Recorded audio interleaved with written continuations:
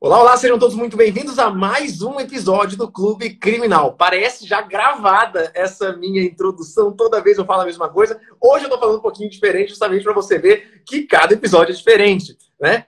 Quem nos fala é João Ricardo Batista, sou advogado criminalista há um tempinho com atuação principal no Tribunal do Júri e tenho o grande prazer de, todas as segundas e quartas-feiras, agora nessa temporada 2022, fazer um episódio do Clube Criminal com os meus amigos Thiago Bunin e Rodrigo Alvarez. Rodrigo Alvarez, hoje, excepcionalmente hoje, está lá no Egito, nas pirâmides, né, fazendo um pequeno passeio e não vai poder comparecer, mas Thiago Bunin está aqui conosco. Thiago, dá um oi para a galera. Fala, pessoal. Bom dia para quem nos escuta ao vivo, para você que assiste o nosso replay também. Bom dia, boa tarde, boa noite, boa madrugada, não sei em que horário que você está assistindo. Se você não sabe, a gente tem mais de 150 episódios gravados e disponíveis para você assistir no seu carro, enquanto você estiver viajando, na sua academia, no seu celular, quando você estiver fazendo uma corrida pelo parque, ou até mesmo no YouTube. Os episódios anteriores estão disponíveis no Spotify e também no YouTube. Mais de 150 episódios, todos eles com convidados muito especiais, como é o caso do convidado que a gente recebe aqui hoje, Felipe Azuma, meu amigo de Dourados, Mato Grosso do Sul. Se vocês não conhecem Campo Grande, a capital do Mato Grosso do Sul, Dourados é a segunda melhor cidade do estado, a segunda só perde para Campo Grande, do estado de Mato Grosso do Sul, que faz muito frio no Mato Grosso do Sul agora. Hoje nós acordamos com a temperatura de 6 graus, o Felipe vai falar para a gente quantos graus está fazendo lá em Dourados hoje, mas seja muito bem-vindo, meu amigo, bom dia para você. Bom dia a todos aí, né? Primeiramente, cumprimento, agradeço aí o convite feito aí pelos meus amigos aí de algum tempinho, o João, o Thiago, né? O Thiago, eu conheci ele recém-ingresso aí na advocacia, numas audiências aí meio tumultuadas, né, Thiago? Deu um clima meio tenso ali, a defesa, com o Ministério Público, com o juiz, mas depois deu uma acalmada e aí dali veio uma grande amizade. O João conheci em um congresso pessoalmente, já conhecia de redes sociais, aí fizemos uma live, várias lives depois. É um prazer estar aqui com vocês, é uma honra estar aqui nesse canal aqui tão prestigiado, né, do Clube Criminal. E assim, eu estava pensando, vocês acertaram muito no nome, né? Pô, Clube Criminal, tudo a ver. É chamativo, porque o direito penal é muito mais gostoso, né, Thiago? Né, João? Pô, aqui tem porrada, tem sangue, suor, lágrimas, às vezes sexo também, né? Mas às vezes isso aqui chamasse clube trabalhista, né? A discussão não ia ter graça, falar, né? Será que teve meia hora de almoço ou não teve meia hora de almoço, né? Fosse clube civilista. Vícios redivitórios, vamos ver se tem aluvião, pelo amor de Deus. Clube civilista, vamos ver se a enfiteuse foi bem aplicada nesse processo. Caramba, ninguém assistia esse troço, né? Mas clube criminal, não. E o caso que nós vamos tratar hoje aqui sobre o aspecto teórico, mas trazendo aqui um caso prático, e eu conversei, foi ano passado ainda, eu acho que com o Thiago, ele colocou uns stories ali, falando sobre reabertura de instrução, né, em sede de apelação. E eu falei, Thiago, cara, mandei no direct ali para ele, falei, cara, eu consegui um êxito, foi muito legal. E aqui, se vocês me permitirem, né, eu vou deixar aqui os detalhes do caso, evidentemente, sem trazer os nomes, né, porque se trata de um crime de estupro, então, guardado aí as devidas proporções. Eu não sei se aqui, da outra vez, não precisei, mas aqui talvez para dramatizar e trazer mais a realidade, como foi o caso, eu preciso falar alguns palavrõezinhos. Não sei se pode ou não, por causa do horário, se permite no canal de vocês ou não, né? Para deixar um negócio assim mais animado. Vamos deixar claro. Vai lá, João, pode falar. Quem vai ouvir isso no Spotify, quem vai ouvir no YouTube, quem está assistindo ao vivo, uma coisa é a gente ter o ânimo de falar um palavrão, e a gente, né? Quem me conhece sabe que eu não falo palavrão, eu procuro não falar, porque eu acho bem desnecessário, né? Só que, quando a gente fala de processo, a gente está falando dos dramas humanos. Então, qualquer palavrão que for dito aqui é para contextualizar, para a gente ter a inteira ciência e noção do que aconteceu no fato. Então, Felipe, não tem assim, problema nenhum de você falar com a literalidade. É igual a gente vai fazer uma audiência, a gente fala para a vítima, para o depoente, fala, não tem problema, fala o que foi dito. né? Por exemplo, privilégio no júri. Eu sempre digo isso, advirto, falo, olha, jurados, eu preciso que ele fale o que foi dito, de fato, ipsis literis, né? Então, a intenção nossa aqui não é falar nenhum palavrão, né? Com sentido pejorativo, denotativo, é transparecer a realidade. Então, não tem problema nenhum, ô Felipe. Deixa eu só fazer uma observação, João. Antes do Felipe começar a tratar esse assunto dele, uma observação ainda do aspecto introdutório, teórico para vocês, né? O Felipe contou aí quando a gente se conheceu, e eu conheci o Felipe realmente, né? Estava ali numa das minhas primeiras audiências, de um dos primeiros grandes casos que eu atuei, uma operação que era grande para aquela comarca do interior ali. Meu escritório representava alguns réus, o Felipe representava naquela época alguns outros réus, e o que me chamou a atenção, eu era um advogado no começo da carreira e já tinha feito algumas audiências criminais com outros advogados criminalistas. E percebia que faltava muita técnica para alguns advogados criminalistas. Ainda era aquela advocacia romântica, que não é ruim, mas era só romântica e não técnica, né? E hoje a advocacia criminal, ela ainda exige o romantismo da antiga advocacia, né? Mas a gente vê, desde os antigos advogados que não eram só os advogados da advocacia romântica, mas também da advocacia técnica. E o Felipe me chamou muita atenção pela técnica, ele e os sócios dele, pela forma que eles atuavam. O Felipe é um advogado que atua só na área criminal, é um advogado criminalista por excelência, né? E o tema que a gente vai tratar aqui hoje é um tema que passa, às vezes, por muitos advogados criminalistas que não têm o conhecimento, primeiro, da possibilidade do réu ser interrogado novamente a qualquer momento durante o processo. E isso é algo que está previsto no artigo 196 do Código de Processo Penal. O artigo 196 autoriza um novo interrogatório a qualquer momento. E aí é óbvio, o Felipe vai tratar melhor sobre isso, que você tem que ter uma estratégia para mostrar por que esse novo interrogatório seria necessário ou não, porque normalmente, né, esse é um pedido indeferido. Tá? Esse pedido de novo interrogatório, normalmente ele é indeferido. A jurisprudência que a gente encontra é sempre que isso é um pedido discricionário, que o magistrado pode ou não deferi-lo e etc. E da mesma forma, a gente também tem a possibilidade de uma, aspas, reabertura de instrução da produção de alguma prova em sede de recurso, e isso está previsto no artigo 616 do Código de Processo Penal. Então, essa live de hoje vai tratar especificamente sobre esses dois temas. Novo interrogatório, previsto no artigo 196, e a possibilidade de uma reabertura de instrução em grau recursal, prevista no artigo 616 do CPP. Ambos casos, assim, esporádicos, ambos casos dificílimos de acontecer, por isso que esse caso prático que o Felipe vai tratar aqui hoje é muito importante. Por isso que essa live é muito importante para você que é advogado criminalista, você que é advogado que atua na área do Tribunal do Júri. Felipe, começa aí a contar sobre esse caso para o pessoal.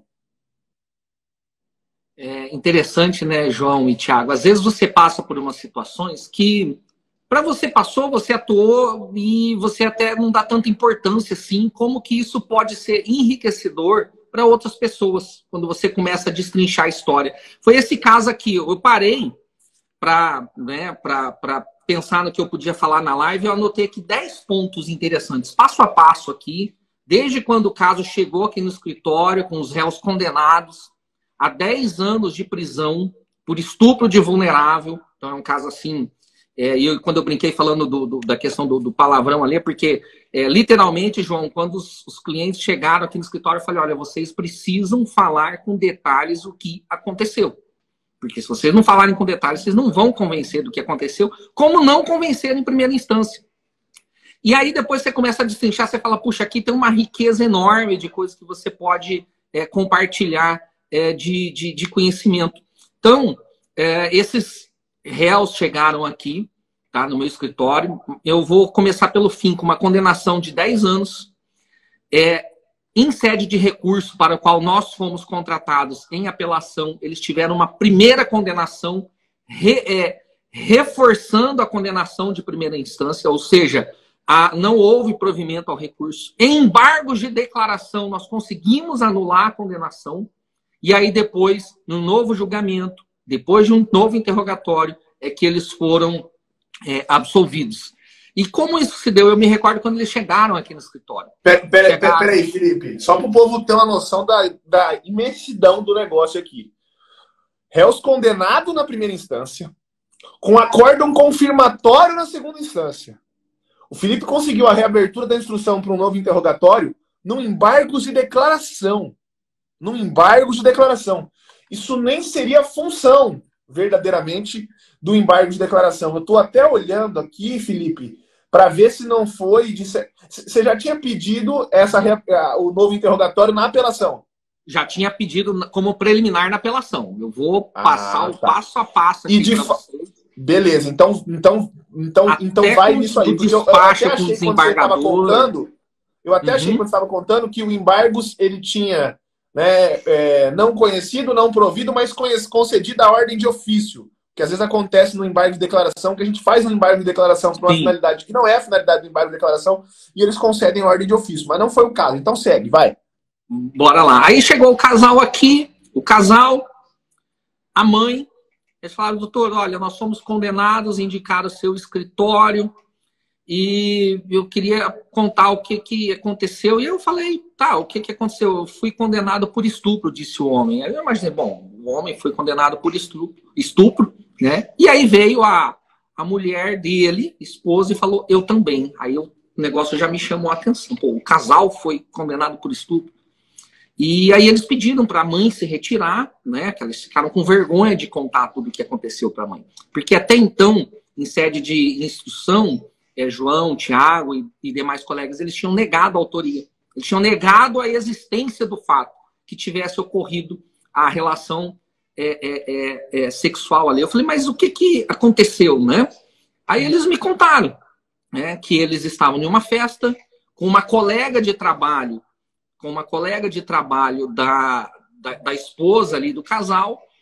Começaram uma festa no final de semana, começou às 4 da tarde, às 16 horas, bebendo cerveja, carne, às 10 da noite, às 22 passaram para vodka, entendeu? O troço ficou mais pesado, e até que ficou só o casal e a moça ali, o troço ficou mais pesado, o Thiago deu risada aí, né? Até que ficou só a moça ali, e elas começaram, as duas, né, colegas de trabalho, a trocarem carícias e foram para o quarto. Depois eu vou narrar aqui tudo o que aconteceu. E de manhã, essa senhora, né, que era uma senhora, literalmente, essa que estava lá na festa, o casal, o rapaz tinha 20 e poucos anos, quase 30, a mulher quase 30, e essa senhora tinha já aí seus 47 anos, mais ou menos. Então tinha essa disparidade ali. De manhã ela liga para a amiga para ir buscá-la na casa do casal. Quando ela entra no carro e chega em casa, aí ela lembra que ela estava brigada com o marido chega, pergunta o que tinha acontecido, aí ela entra no desespero, né, e diz que tinha sido estuprada, né, que tinha sido violentada. Este é o enredo, né? Este é o enredo. E o que aconteceu? Eu perguntei para eles, mas e vocês contaram isso em sede de instrução? Ela falou, não, por quê? Porque em sede de instrução eles fizeram um espermograma. O espermograma deu negativo. Antes do interrogatório saiu o resultado do espermograma, né? A perícia. E aí o advogado deles, vejam só, pessoal, o drama que a gente fica na advocacia criminal. O advogado deles, na época, e eu não digo que ele errou, falou, olha, saiu negativo o espermograma. Vocês é que sabem se vocês vão negar ou vão assumir o que aconteceu. E é óbvio que nessa hora a tendência do ser humano, ainda mais num fato desse, né, dessa espécie, é negar.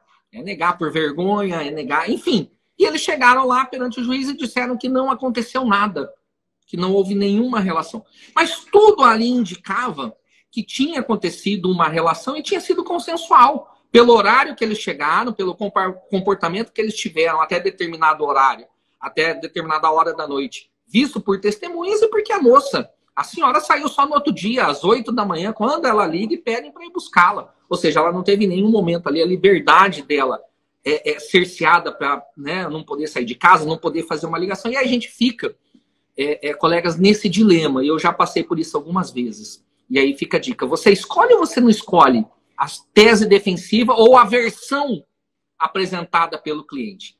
E é muito comum, o último júri que eu fiz, João, esses dias atrás, o cliente falou, doutor, se o senhor falar para negar, eu nego. Se o senhor falar para eu confessar, eu confesso. O senhor que decide. Ah, eu não faço isso. Já fiz. Porque qualquer zebra, né?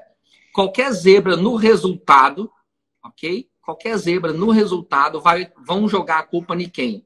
No advogado. dizer que foi uma imperícia sua do advogado. E aí, eu sempre falo, mostro os pontos positivos e os pontos negativos das duas versões e deixo o cliente escolher o que ele vai falar. Poucas vezes, né? Poucas vezes eu tomei essa iniciativa assim de falar, diga tal coisa.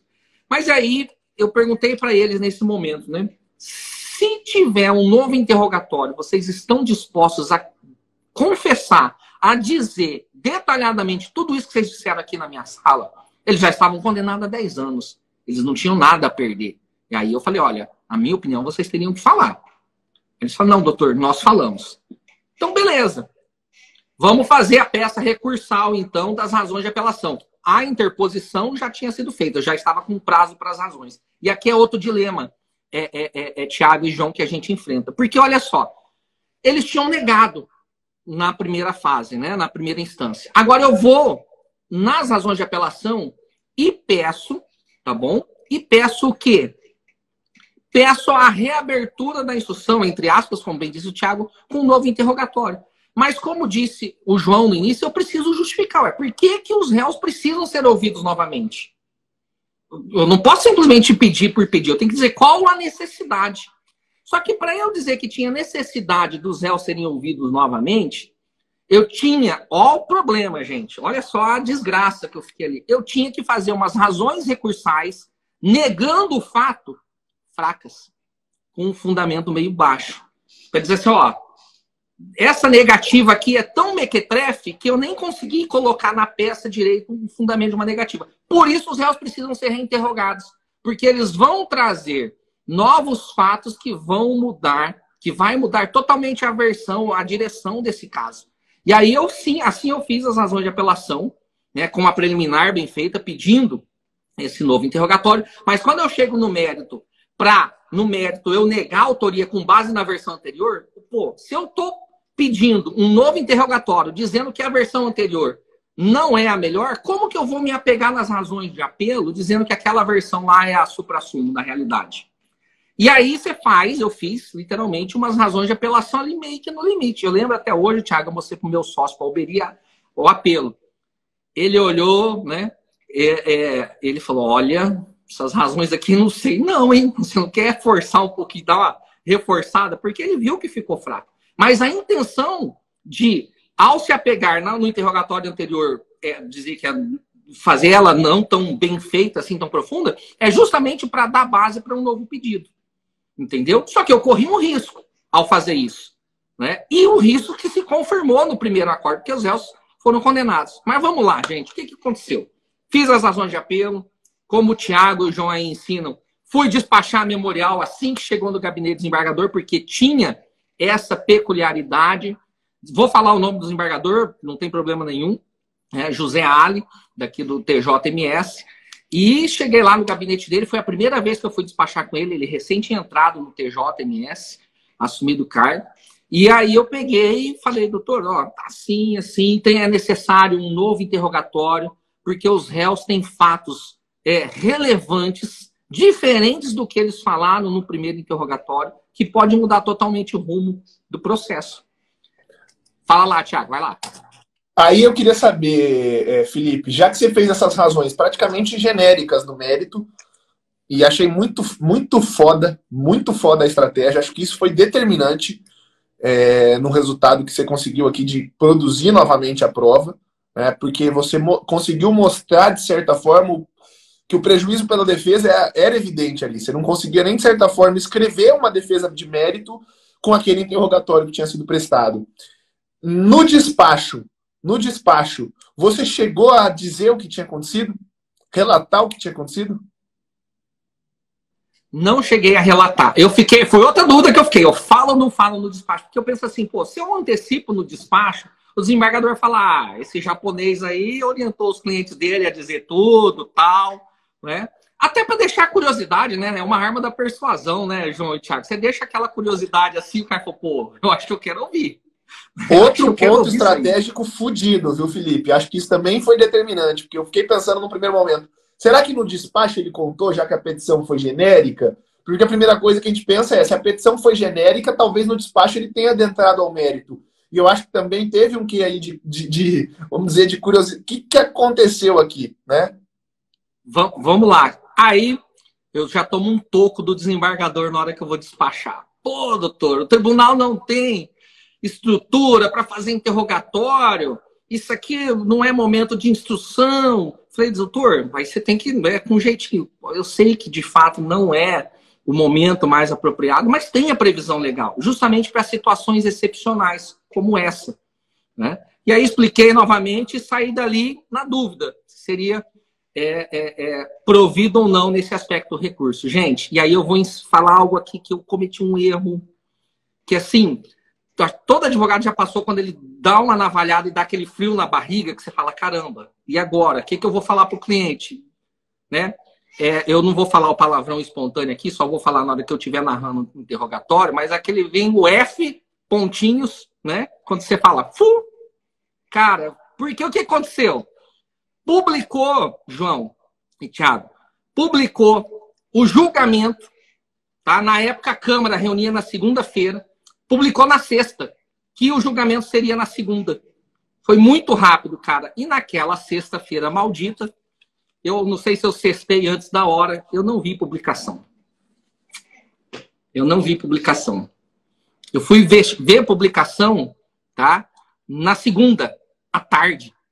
Aí eu fui ver as publicações de sexta e de segunda. Quando na segunda à tarde eu olho que na sexta tinha publicado o julgamento que seria na segunda, e quando eu olho à tarde o julgamento já tinha corrido, meu irmão.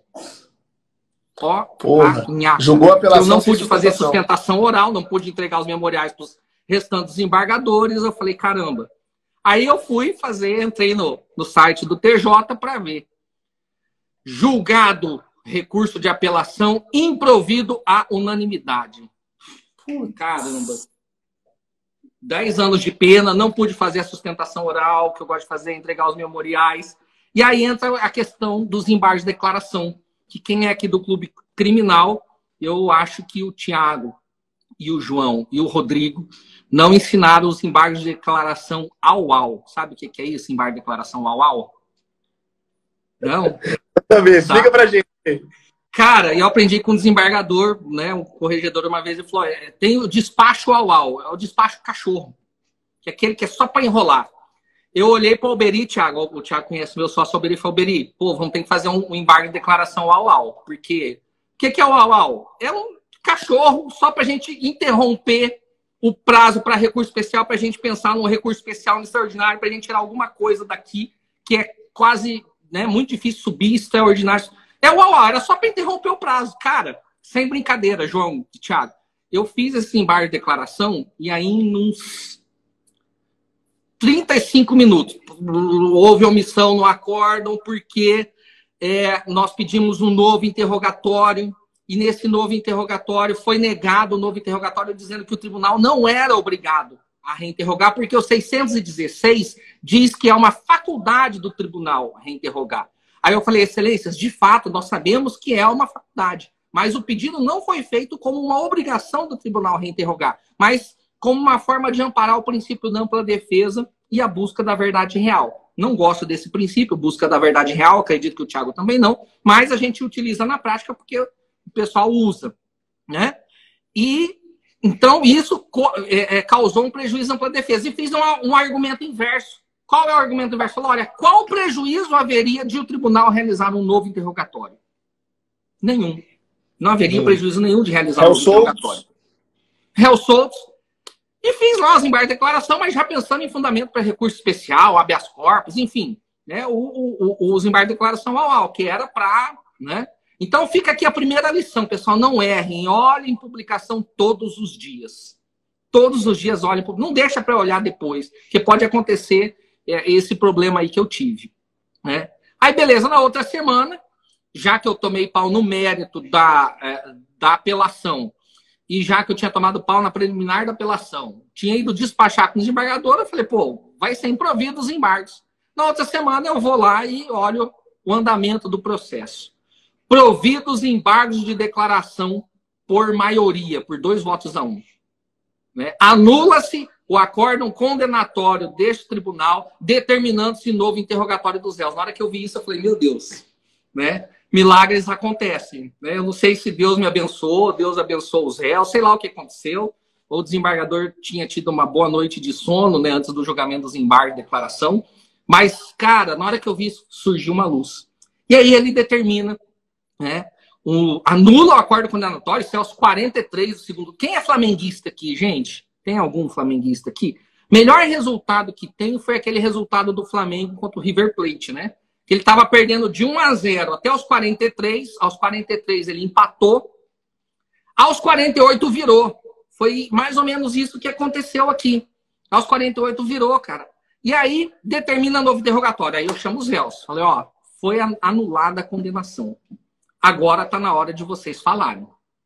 Vocês precisam narrar tudo. E tudo com verossimilhança.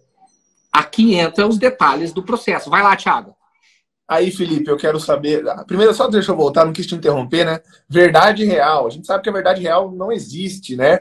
Mas ela é sedutora, né? Quando você diz para o juiz, para o desembargador, que eles vão, ao colher aquela prova, encontrar a verdade real ela é muito sedutora. Todo mundo quer alcançar a verdade real. Quem é inalcançável, quem é inatingível. Pela verdade real, torturaram muita gente. Pela verdade real, queimaram muita gente na fogueira. Então, fazer um novo interrogatório na segunda instância é muito pouco, né, para conseguir uma verdade real. Então, esse argumento é um argumento sedutor. A gente lança sempre a tal da verdade real. Agora, uma curiosidade que eu tenho, Felipe. Quem que fez esse interrogatório? Foi o desembargador? Voltou para a primeira instância? Conta aí como é que aconteceu isso. Olha só, isso foi algo que eu também pedi, tá? Coloquei lá na preliminar da apelação. Eu falei, olha, eu quero que ele seja reinterrogado por Vossa Excelência, por Vossas Excelências, em segundo grau. Porque se for para ele ser reinterrogado pelo juiz de novo, cara, eu acho que ficaria mais fraco, né? E também perderia um pouco o sentido, se a prova agora é destinada aos desembargadores, ao tribunal. Então, ele foi reinterrogado, tá, pelo desembargador, relator, né? Eu acho que deveria ter sido pela Câmara, pelo que eu entendo ali, o CPP teria que ser durante a sessão, mas enfim, foi o entendimento que ele teve. E foi um dos primeiros reinterrogatórios na época por videoconferência, né? O desembargador lá, em Campo Grande, os réus aqui em Dourados, e foi muito engraçado. Tinha uma advogada, né, Thiago, que recém tinha ingressado aqui no escritório. Eu até pedi para ela estar na live aqui, que eu sempre, quando a gente conversa desse fato, é muito engraçado. E ela, acho que nem tinha feito audiência criminal nenhuma ainda. Falei, tem uma audiência interessante. Vai lá, vai, João. Quer colocá-la aqui no nosso encontro, tá? Só falar o nome dela que eu coloco. Não sei se ela tá aí, não, mas eu acho que ela vai ficar com vergonha. Tá. Deixa eu contar o caso mesmo, ela vai ficar com vergonha. João, aí eu falei, olha, para os réus, vocês têm que contar tudo, né? Todos os detalhes de tudo o que aconteceu. Porque, cara, o que aconteceu ali foi um encontro que não foi tão bem sucedido assim, né?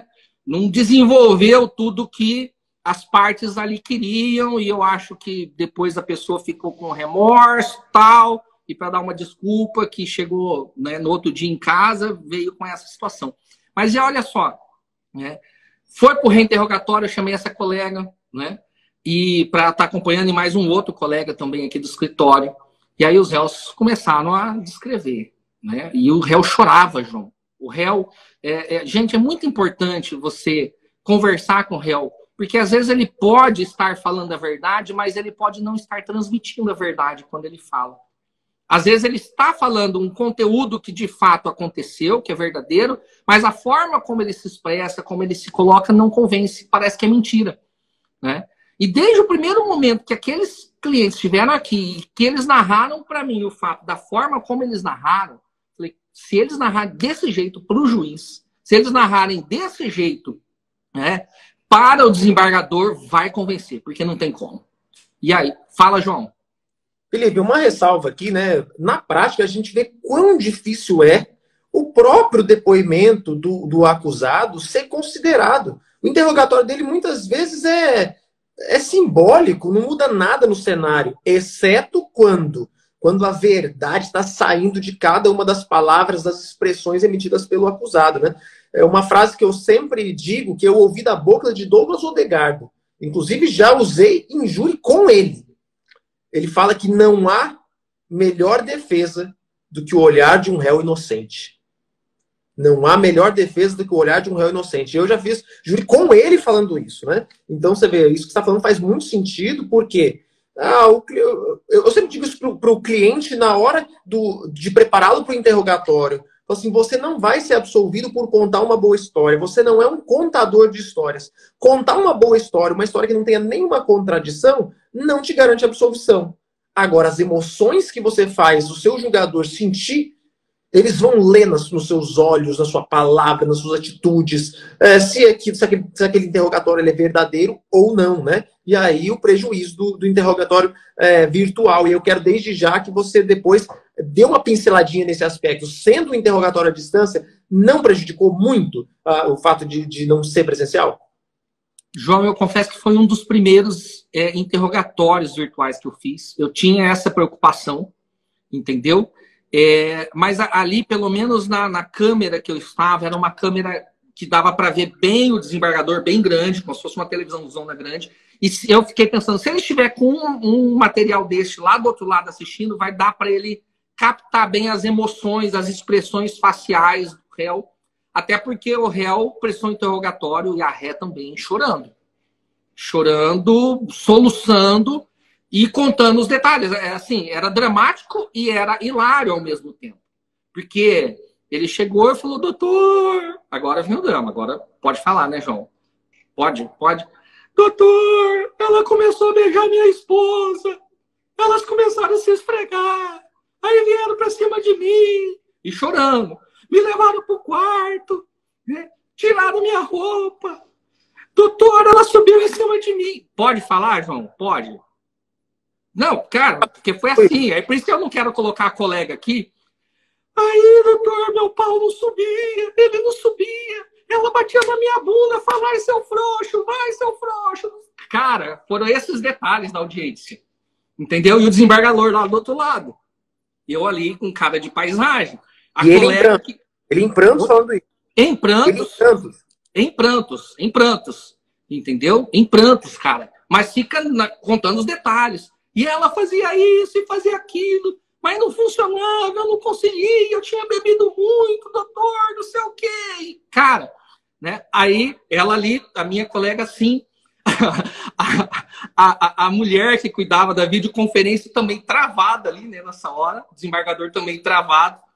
Mas, conclusão, eles repetiram ipsis literis tudo o que aconteceu. Falou, olha, ela queria, eu queria, a gente queria, e aconteceu tudo, eu não forcei ninguém. Mas eu nem sei se eu consegui consumar, porque eu não lembro. Eu só lembro que ela me chamava de frouxo, que meu pau não subia, que não tava... Cara, com todos esses detalhes. Tem mais aqui, mas acho que dispensa eu narrar tudo aqui, né? Eu lembro que quando encerrou a audiência, né, eu peguei e falei com a moça da videoconferência. E aí? Porque estava no início a videoconferência ainda, né? Falei, e aí, tem muitas audiências assim aqui? Ela falou, assim não. Falou, sério, desse jeito não. Aí eu entendi o que ela quis dizer, né? A minha colega do escritório falou, mas olha, todas as audiências são criminais, são assim? Eu falei, não, nem todas são assim, calma, é diferente um pouco, né? E aí, ainda bem que não tinha Viagra colocado aqui, né? Verdade, né? Poderia ter dado outro efeito aqui na situação, né? Mas, conclusão, terminado o interrogatório, o Ministério Público fez um requerimento, não, quero ouvir a vítima também. Vai lá. E olha que interessante, a gente fala aqui de um depoimento bem dado, depoimento emotivo, que transparece a verdade, mas esse depoimento, esse interrogatório, né, ele está muito alinhado com o artigo 401, o artigo da confissão, Thiago, que a confissão ela só será válida se ela estiver alinhada com as provas do processo. Aí a gente olha, peraí, ele falou que não consumou, falou que não teve ereção no momento, e isso ele está compatível com o próprio laudo do espermograma que deu negativo. Você vê que a palavra dele está alinhada com a prova do processo, cara. É sensacional. Não, legal, cara, porque assim, pega, pô, a mulher foi às 16 horas de uma festa, para uma festa. Parece que ela estava brigada com o marido, entendeu? Tava num relacionamento difícil, sai de lá às 8. Assim, não encaixava, de fato não encaixava ali. Nada que configurasse, né? Fala, Thiago.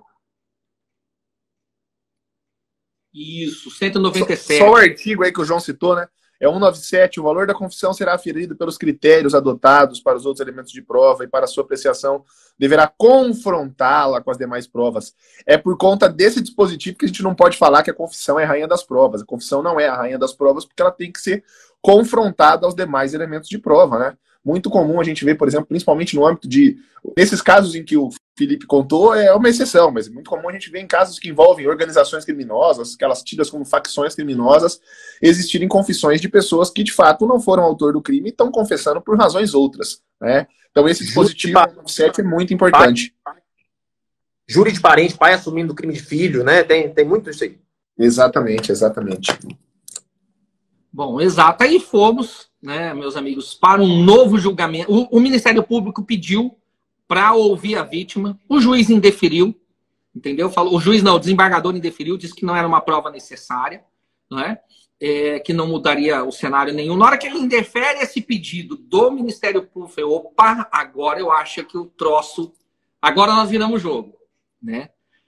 Novo julgamento, sustentação oral. Aliás, sustentação oral não. Na hora que eu fui fazer a sustentação, desembargador, doutor, olha, estamos dando provimento ao recurso aqui, à unanimidade, para absolver os apelantes diante do novo interrogatório que teve.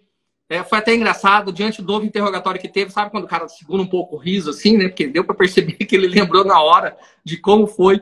E todas as vezes, Thiago e João, que eu encontro o relator nos corredores do tribunal, ele me para, doutor, e aquele interrogatório? Eu lembro daquela audiência, que foi muito marcante. E engraçado que ele fala o seguinte, o que estava acontecendo do nosso lado aqui estava no gabinete dele, porque os assessores do caso estavam assistindo, né? E aí ele falou, doutor, na hora que eu desliguei a câmera e comecei a falar com os assessores, foi o motivo da conversa no resto do dia ali no gabinete a respeito do novo interrogatório. Mas, olha, foi muito, muito interessante esse caso. Eu estou com um outro pedido de reabertura de instrução, também de um caso de estupro. Eu não tenho nada, né? Eu costumo dizer o seguinte, processo ele não tem que ter... É capa, é aquela frase do Marco Aurélio, ele tem que ter conteúdo. Mas se tem um tipo de processo, de caso que eu não gosto muito de atuar, é estupro. Eu sou pai de menina, é uma questão pessoal minha, nada contra.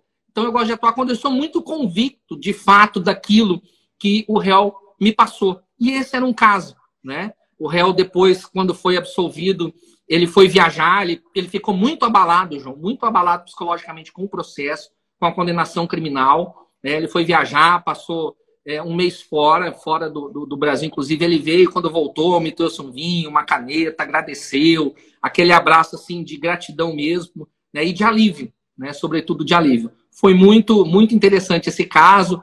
Fico aí à disposição para questionamentos, para colocações aí de vocês, gente. Felipe, deixa eu aproveitar, interessantíssimo tema. Deixa eu contar um pouco do meu caso, tá? Em que eu usei desse pedido de conversão da instrução do julgamento de apelação em diligências. Isso também foi um caso, Felipe, que o acusado chegou no meu escritório condenado.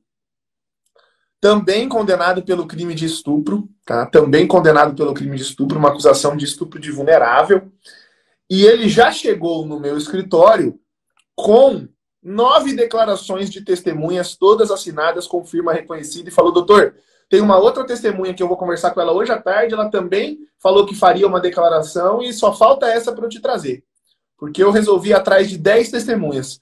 Porque esse caso, doutor, eu tinha tanta certeza que isso não ia dar em nada, foi a palavra que ele usou, porque eu não fiz, porque não é isso que está relatado e etc., que eu talvez não me preocupei num primeiro momento em fornecer testemunhas para o meu advogado. Então, de igual forma, eu também não culpo o advogado, porque ele fala, doutor, eu não forneci testemunhas para o meu advogado, as pessoas que foram ouvidas foram testemunhas abonatórias, ele não tinha testemunha do mérito na ação penal, ele só tinha testemunhas abonatórias, e você viu, conseguiu 10 pessoas que eram testemunhas de mérito, 4 testemunhas presenciais do fato.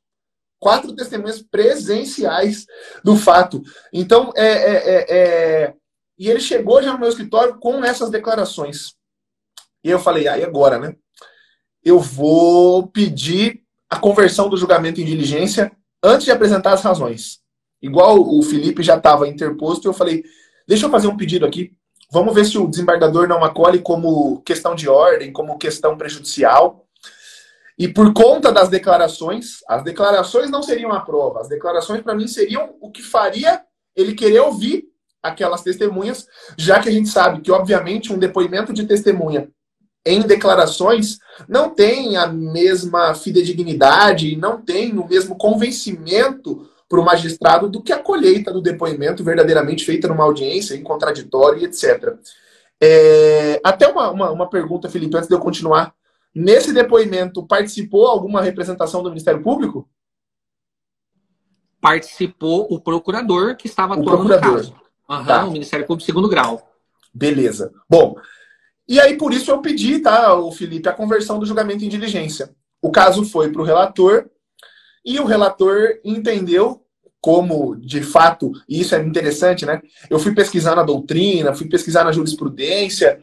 Dificilmente alguém explica se esse 616 ele entra como uma preliminar da apelação, se a decisão de conversão do julgamento em diligência ela é uma decisão do colegiado ou ela é uma decisão do relator.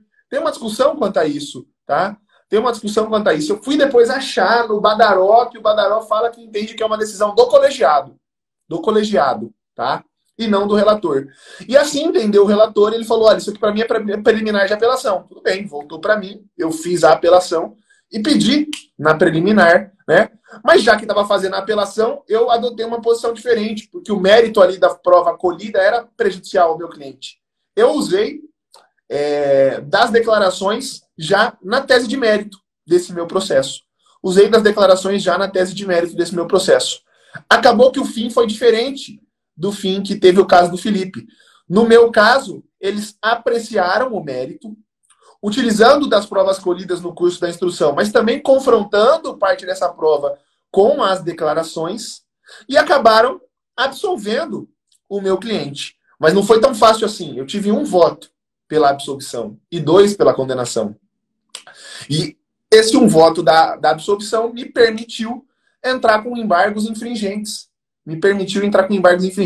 E foi interessante que o relator do embargos infringentes, ele era membro da Câmara, aonde foi julgada a apelação, mas ele era membro da Câmara que não participou, porque aqui a gente tem 4 desembargadores, participam 3, né, do julgamento. Então ele era um membro da Câmara que não participou. E ele falou no dia da sessão, aliás, ele falou antes, quando eu despachei com ele, inclusive, que ele já tinha se convencido na data do julgamento da apelação. Mesmo não participando, ele falou, olha, já tinha me convencido pelo voto do desembargador que votou pela absolvição naquela data. E quando houve embargos infringentes, o processo caiu para mim, eu não mudei o meu convencimento estudando o processo afinco. E aí votou pela absolvição. Então, em embargos infringentes, foi absolvido. Houve até depois embargos de declaração do Ministério Público, mas foi mantida. O julgamento desse caso só acabou dias atrás, no mês passado, quando foi julgado o embargo de declaração e foi mantida a absolvição e não houve recurso especial e nem recurso extraordinário por parte do Ministério Público. E aí eu digo, Felipe, que nesse caso, óbvio que eu acreditava na verdade daquelas declarações, óbvio que eu acreditava que se fossem colhidas as declarações, haveria uma absolvição muito mais robusta, muito mais substanciosa, mas o pedido de conversão do julgamento em diligência foi um cavalo de Troia. Eu brinco que ele foi um cavalo de Troia, porque eu entrei querendo verdadeiramente converter o julgamento em diligência. Só que eu consegui gerar uma dúvida tão grande quanto àquela sentença condenatória, que eles acabaram revisando a sentença condenatória e absolvendo. Então, por vezes, você também pode usar esse pedido de conversão do julgamento em diligência como um cavalo de Troia. É óbvio que você não pode fazer isso em todas as apelações, né? É óbvio que isso é um caso muito emblemático, perceba, de advogado que é constituído para fazer a apelação e não atuou em instrução. Aconteceu assim comigo, aconteceu assim com o Felipe, né? E pelo que eu vi, o Felipe compartilhou aqui comigo e com o João as decisões, inclusive na decisão, no acordo no embargo de declaração, que eles admitem a conversão do julgamento em diligência, há um parágrafo em que o desembargador relator menciona exatamente isso, que houve troca da defesa, então isso foi valorado, isso foi mencionado. Isso é algo que eu uso também, por exemplo, quando a gente assume o processo e percebe que tem uma testemunha que não foi arrolada. na resposta à acusação. Então, eu sempre sinalizo isso, que houve troca da defesa e etc. Então, é algo muito, muito emblemático, muito interessante, e nesse meu caso, serviu como um cavalo de Troia. Então, a conversão do julgamento de diligência também pode ser usada, em algum caso, estrategicamente, como um cavalo de Troia. Pode ser, sim, usado como um cavalo de Troia. Já pode vir com essa intenção. Não foi o que aconteceu no meu caso, mas isso pode acontecer, sim. Fala, João. Tiago, uma pergunta que sempre nos chega na sala secreta ali com os membros da comunidade é sobre a juntada de provas, depoimentos em segundo grau. E você está mostrando aqui uma clara evidência do princípio da ampla devolutibilidade, né? Ou seja, a matéria ela pode ser devolvida de uma maneira ampla em segundo grau e não se quebra o contraditório, justamente porque no segundo grau também tem contraditório. Então a gente tem esse princípio que deve ser levado em conta por nós também para devolver matérias que já foram apreciadas, ainda que com documentos e argumentos novos. E não só isso, né, João? Muito porque o 231, que é o artigo que fala da prova documental, o 231 do CPP, autoriza a juntada de documentos a qualquer tempo. E nesse momento, a qualquer tempo, o 231 autoriza a juntada de documento a qualquer tempo. E como eu juntei declarações, era uma juntada de documentos a qualquer tempo. Todas as declarações colhidas depois da instrução, todas as declarações colhidas depois da instrução. Então, de certa forma, eu poderia ter feito isso. Não tem prejuízo nenhum de eu juntar essa prova documental. Esse era um caso, inclusive, talvez até esse meu caso mais do que o Felipe, que um dos argumentos que eu utilizei foi, olha, se não houver a conversão do julgamento em diligência, ou se não houver a reforma da sentença condenatória, com 10 declarações de testemunhas, eu entro com uma revisão criminal facilmente, se vocês manterem essa condenação. Foi até algo, Felipe, que eu pensei, será que eu apresento essas declarações agora? Ou será que eu tento reverter com o que tem de prova no processo? Será que eu tento reverter com o que tem de prova no processo essa condenação? E depois de condenado, entro com uma revisão criminal. Isso foi algo assim que me fez assim, até confesso para vocês que agora eu estou com outro caso aqui no escritório, que não é caso de conversão de julgamento em diligência, Felipe, mas que é um caso em que meu cliente já está condenado em primeira e segunda instância, recurso especial, mas pendengando lá no STJ, porque já foi recurso especial que subiu com agravo e agora entramos com agravo regimental no STJ. E esse meu cliente responde por um processo administrativo, pelos mesmos fatos, e a prova colhida no processo administrativo, que tem como fonte de prova a mesma fonte do processo criminal, é completamente diferente. Tem testemunha que volta atrás no depoimento, tem testemunha que fala outras coisas, e essa prova foi colhida agora. Eu estou atuando nesse procedimento administrativo e não fui o advogado da instrução na primeira instância. E é um caso assim, muito emblemático, e eu estou procurando fundamentos para isso, porque o recurso especial que está no STJ, Felipe, olha que situação, o recurso especial que está no STJ é só meu. O Ministério Público não recorreu mais. Então há trânsito em julgado para acusação. Será que eu posso entrar com uma revisão criminal aqui no STJ? Porque eu não precisava nem de justificação, porque a prova já está colhida, não precisaria nem de justificação criminal, a prova já está colhida. Será que eu posso entrar com uma revisão criminal aqui no STJ? Eu tenho perícia contábil nesse procedimento administrativo que não foi utilizada na ação penal. Eu tenho depoimento das mesmas testemunhas que voltaram atrás quanto a fatos, né, importantíssimos. Será que eu já posso entrar com essa revisão criminal? Será que eu não entro?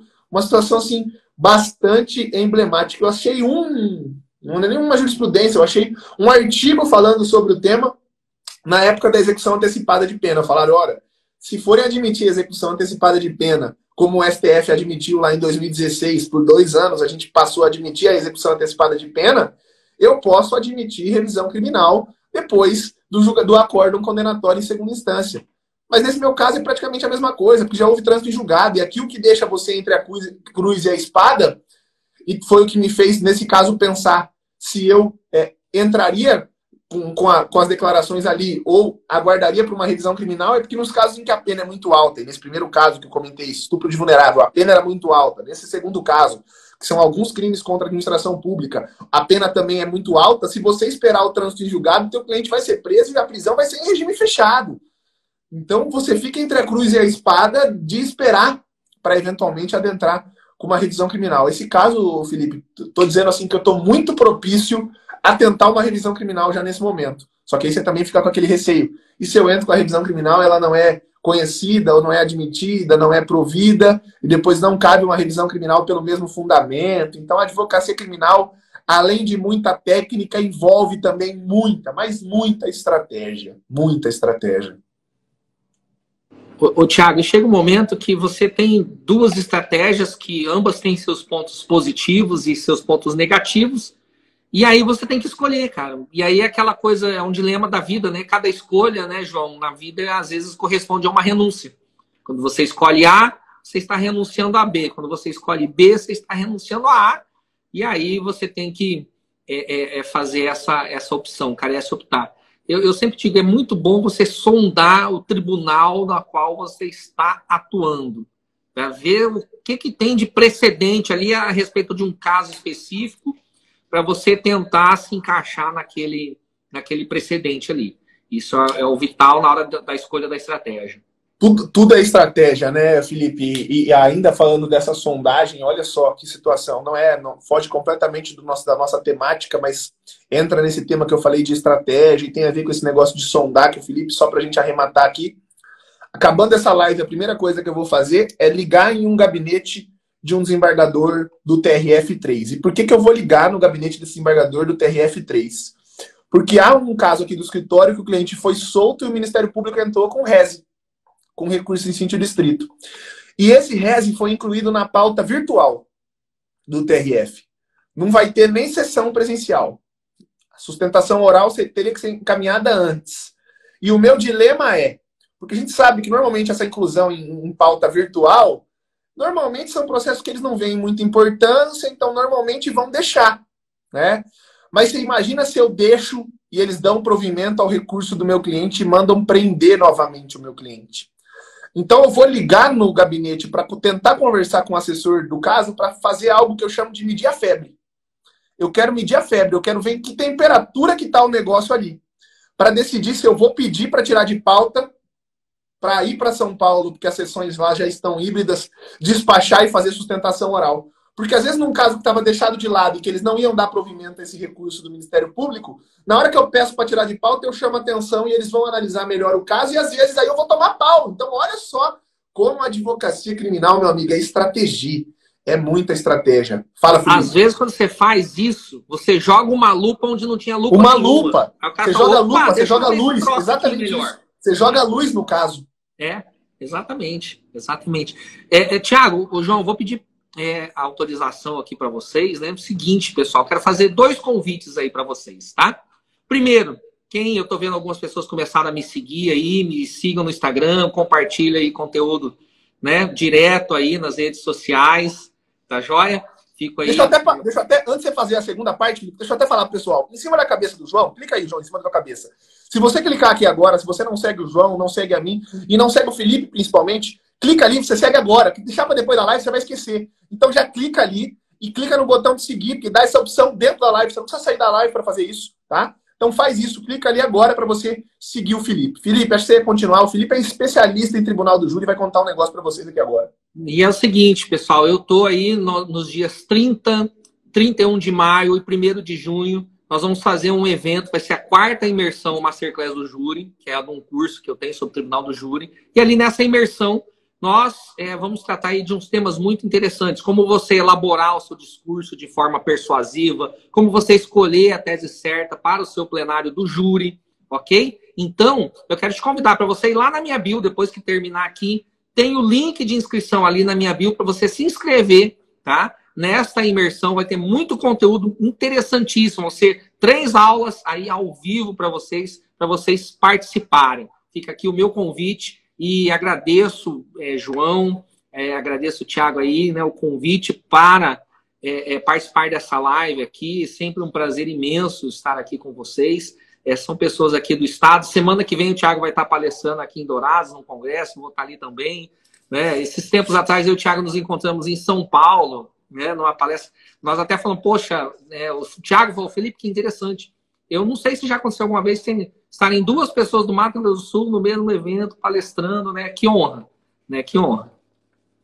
É isso aí, é uma honra muito grande mesmo. Semana que vem vocês vão ver muita história do Felipe aqui passando no meu Instagram, porque eu vou estar lá em Dourados, vou fazer uns stories com ele lá, vou comentar de lá. com ele. E não percam esse evento do Felipe, muito interessante. É gratuito, Felipe, essa semana? Essa semana é gratuita. Pode entrar lá tranquilamente. Então, Felipe, até eu vou me matricular, porque gratuito, meu amigo, até injeção na testa. Eu quero conhecer esse curso do Felipe também. Então eu vou correr lá na bio dele agora e vou fazer a inscrição também. É isso que eu aconselho vocês a fazerem, beleza? Tá, Felipe, meu amigo, obrigado. Obrigado pela tua presença aqui. Vamos combinar outras para falar de outros temas, beleza? Tamo junto. Precisando, a gente tá aí. Tá joia? Fechado. João, encerra aí e dá tchau para todo mundo. Quero só agradecer a presença de todos vocês que estão aqui massivamente assistindo ao vivo e você também que está no Spotify e no YouTube. Até o próximo Clube Criminal. Segunda-feira a gente se vê ao meio-dia. Tamo junto. Obrigado, Felipe, pela sua presença. Tchau, tchau, tchau, tchau, tchau, tchau. Tchau.